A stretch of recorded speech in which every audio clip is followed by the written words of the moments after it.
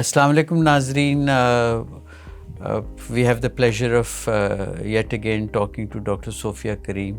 She's a consultant psychiatrist in United Kingdom and we have the pleasure of having her here. Assalamu alaikum and Thank welcome. you for having me. تو postnatal psychosis کیا ہوتا ہے doctor صاحب؟ Psychotic symptoms یا سائیکوسس جو ہے وہ ایک مینٹل النس ہے. آدمی، عورت، کسی کو بھی ہو سکتی ہے، پاپولیشن میں کہیں بھی ہو سکتی ہے. تو برین ڈس آرڈر ہو. بالکل جی، it's a mental illness, it's a brain disorder. مگر یہ جو پوسٹ نیٹل سائیکوسس کی جب ہم بات کرتے ہیں، بالکل چائلڈ برتھ کے بعد اپ ٹل اے ایئر، یعنی فرسٹ برتھ ڈے تک. درست. تو یہ اس کا جو انسیڈنس ہے یہ تقریباً in every 1000 births یہ ایک خاتون کو 1 in 1000، ہاں جی 1 in 1000 کا ریشیو ہے اس کا کہ every 1000 births چائلڈ برتھ میں ایک خاتون کو she may experience postpartum psychosis اور puerperal psychosis جو ہم اس کو جنرلی دوسرا نام جی دوسرا نام ہے اس کا. آپ علامتیں بتائیں گی یہ کہ سائیکوسس کی کیا علامات ہوتی ہیں؟ جی میں بالکل آپ کو بتاؤں گی. کازز میں جی جو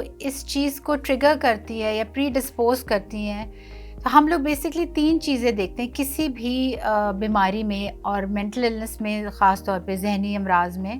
اس میں ہوتا ہے جی ایک پری ڈسپوزنگ فیکٹر. پری ڈسپوزنگ فیکٹر ہوتا ہے کہ جو آپ نے فرض کریں جو آپ نے زمین ہے جس میں آپ نے سیڈ بویا ہے، تو وہ کس طرح کی کھیتی نکالے گا، تو وہ پری ڈسپوزنگ ہے. یعنی اگر آپ کو پہلے سے کوئی میجر مینٹل النس ہے، جیسے اسکیزوفرینیا ہے، بائی پولر ہے، میجر ڈپریسو النس ہے، کوئی بھی میجر آپ کو مینٹل النس ہے، تو that lays the ground for developing postpartum سائیکوسس. تو یہ آپ کو ولنریبل کرتا ہے، یہ آپ کو یہ آپ کے جینیٹکلی آپ کو جینیٹک ولنریبلٹی کو ایکسپریس کرتا ہے life event as a being pregnant. جی بالکل. اس کے بعد ہم آ جاتے ہیں پریسیپیٹیٹنگ فیکٹرز پہ. پریسیپیٹیٹنگ فیکٹرز وہ ہوتے ہیں جو ٹریگر کرتے ہیں آپ کی پریگننسی کیسے رہی ہے، آپ کی ڈلیوری کتنی ٹرامیٹک تھی، آپ کے ایکسپیکٹیشنز کیا ہیں، آپ کو کتنا پریشر ہے جینڈر، لڑکا ہاں جی یا لڑکا یا لڑکی پیدا کرنے کا، آپ کی اپنی فزیکل ہیلتھ کیسی ہے، آپ کے اپنے معاشی حالات کیسے ہیں، آپ کا سپورٹ سسٹم کیسا ہے. تو یہ سب چیزیں ملا کے آپ کو یہ ٹریگر کر سکتی ہیں. درست. تھکاوٹ ہے، ہارمونز ہیں، وہ تو میں نے بتایا ہی ہے کہ ظاہر چائلڈ برتھ کے بعد ایک سنامی آتا ہے ہارمونز کا. تو کلچرل ایکسپیکٹیشنز کا، سائیکو سوشل فیکٹرز کا، جی جو نفسیاتی پہلو، وہی جو ڈپریشن کے لیے ٹریگر فیکٹرز ہیں پوسٹ نیٹل سائیکوسس کے لیے. مگر سیئنگ دیٹ پوسٹ پارٹم سائیکوسس ان عورتوں میں بہت زیادہ کامن ہے اور رسک بہت زیادہ ہائی ہے. اپ ٹو 50 to 75% عورتیں جن کو پہلے ہسٹری ہے schizophrenia, bipolar disorder کی، ان میں سے کوئی بھی میجر مینٹل النس ہے، اس کوہارٹ میں 50 to 75% of women will definitely develop postpartum سائیکوسس. ٹھیک ہے. یا اگر آپ نے پہلی کوئی برتھ دی ہے اور اس میں آپ نے ایکسپیرینس کیا ہے پوسٹ پارٹم سائیکوسس، دین آپ کا رسک بڑھ جاتا ہے. اگر آپ کی ماں has gone through postpartum psychosis, then you are more vulnerable. Of course. Postpartum psychosis اس لیے زیادہ سیریسلی لی جاتی ہے کیونکہ اس میں ماں اور بچے کی زندگی کو خطرہ ہو سکتا ہے. سو جو پیشنٹ ہے وہ ریالٹی سے پرے ہو جاتے ہیں، آؤٹ آف ٹچ ہو جاتے ہیں. ان کو یقین ہونا شروع ہوتا ہے کہ ان کے اندر کوئی خامی ہے، وہ ایز اے مدر ٹھیک نہیں ہے. ان کو کبھی کبھی یہ بھی خیالات آنے شروع ہو جاتے ہیں کہ یہ بچے کے اندر وہ خدا نہ خواستہ کوئی جن گھس گیا ہے یا یہ نقصان پہنچا دے گا پوری فیملی کو. تو ان کے اندر کچھ ایسے خیالات اور ایسی بلیفس آنی شروع ہو جاتی ہیں جو نارمل نہیں ہیں ظاہر ہے، اور وہ اپنے آپ کو اور بچے کو اس کی وجہ سے نقصان پہنچا سکتے ہیں. ان کو لگتا ہے کہ اگر یہ بچہ مر گیا تو یہ ٹھیک ہو جائے گا سب کچھ، اور میں بھی ٹھیک ہو جاؤں گی، یا میں مر جاؤں گی تو یہ ٹھیک تو ان کے اندر پھر ان کو ہو سکتا ہے کہ اور ایکسپیرینسز ہو، جیسے انہیں آوازیں آنے شروع ہو جاتی ہیں.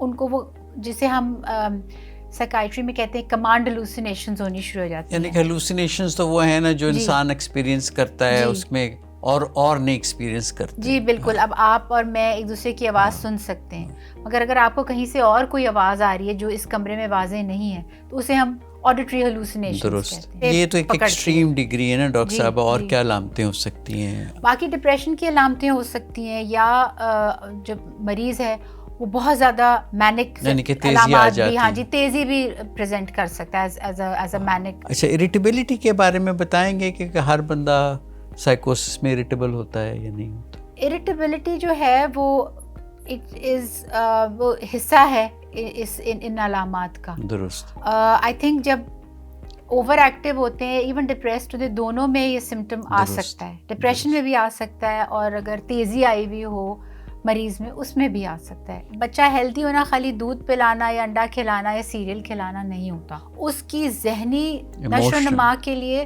پہلے 5 سال بہت ضروری ہوتے ہیں اور جو بانڈنگ اور پیرنٹنگ ہے وہ رائٹ فرام ڈے 1 شروع ہو جاتی ہے. اور اگر ماں اٹینشن نہیں دے سک رہی, اٹیچ نہیں کر سک رہی, بانڈ نہیں کر سک رہی کیونکہ وہ بیمار ہے, تو نہ صرف بچہ نگلیکٹ ہوگا فوری طور پہ, مگر آنے والے سالوں میں اس کی اپنی مینٹل ہیلتھ بھی پہ اثر انداز ہو سکتی ہے. تو بیسیکلی یہ بایو کیمیکل بیماری ہے نا جس میں بھلے زیادہ رول میڈیکیشن کا ہے اور ڈوپامین امبیلنس ہے. بالکل ہے, مگر اس میں آپ کے ظاہر جتنے زیادہ لائف ایونٹس اور ہوں گے جو آپ کی اور کوئی ایڈورس پرابلمز ہیں یا وہ ٹریگر کرتی ہیں جیسے میں نے کہا ہے, تو وہ اگر آپ سوشلی بھی سپورٹ کر سکیں عورت کو جو پرون ہے ان چیزوں کو ڈیولپ کرنے میں, تو اس سے بھی یہ ایٹ لیسٹ پریونٹ ہو سکتی ہیں, ان کی سیویرٹی کم ہو سکتی ہے. تو انکیپسولیٹ یہ ایک ذہنی بیماری ہے, یہ کوئی مکر فریب کینہ نہیں ہے, یہ قابل علاج بیماری ہے. اگر آپ اس کو علاج نہیں کرائیں گے ماں کا تو اس کے بہت دورس نتائج ہیں, بلکہ نسلوں تک کو چلیں گے. تو ٹریٹمنٹ بھی اویلیبل ہے. ایک کمپیٹنٹ پروفیشنل ہونا چاہیے جس میں اتنی قابلیت ہو جو کہ ماں کو بھی دیکھ سکے اور فیملی کو بھی ساتھ لے کے چل سکے. اور یہ ہائیلی اسپیشلسٹ کام ہے, تو لہٰذا اس پہ اپنا جو ڈاکٹر ہے یا پروفیشنل ڈھونڈنے میں آپ کو بہت احتیاط کرنی چاہیے, کیونکہ آپ کی نسلوں کی زندگی اس ڈاکٹر کے شاید اللہ میاں کے بعد ہو. تو بہت بہت شکریہ ڈاکٹر صوفیہ کریم یہاں آنے کا. تو ناظرین, you must stay tuned, portal کو سبسکرائب کریں. There is no health without brain health. بہت بہت شکریہ اینڈ سی یو سون.